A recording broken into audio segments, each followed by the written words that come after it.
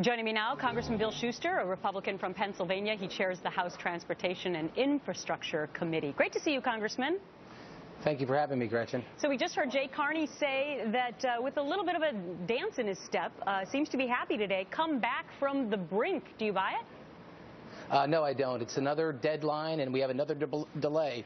Over 30 delays on this bill. We've never seen anything like this in American history, where a law has been passed and a president is able to pick and choose what he implements and delays, which is just wrong. He's violating the law. Even the people at CMS have said they did not have the statutory authority to delay this after this deadline. So again, they are bobbing and weaving at the White House, but once again, we're not getting the truth, and we're getting delay after delay just as to make a political point to save the political skin of many Democrats who are now coming to the Republican side and saying this thing has to be fixed or stopped. Yeah, it's interesting because last week we focused on some of those Senate Democrats who came on The Real Story to talk about some of the changes that they wanted to see. I mean, do you sense that Democrats and Republicans may come together to try and formulate some sort of changes?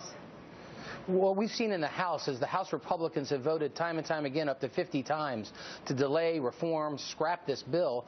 We continue to see mounting Democrat support of our bills. I believe the last one we passed, there were something like 70 or 80 Democrats who were voting with Republicans. But now you see United States senators coming forward and putting forth proposals. Okay, one quick thing I want to get to, because you mentioned all the changes that the administration has made with waivers and such. I think we're up to 33 or maybe even 35. One of the things that I know was near and dear to your, and we covered it also here on this show, was volunteer firefighters, that possibly they were going to have to enroll in Obamacare, and it could potentially have bankrupted many local communities. What happened with that? Well, I'm coming from rural Pennsylvania. 99% of our firemen and firewomen are volunteers, and they were going to force the local volunteer fire company to provide these men and women with health care plans, which would have bankrupted virtually every volunteer fire company in my district across the United States.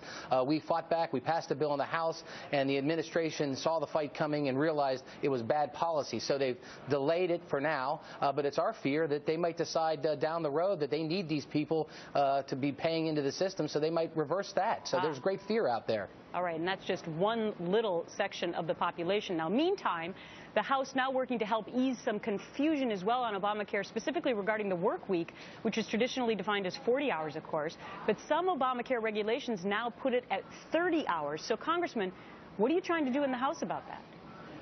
Well, we've got to change that, and you see across this country where people who used to work over 30 hours or maybe even 40 are now only going to work less than 30 hours so that these companies can continue to operate.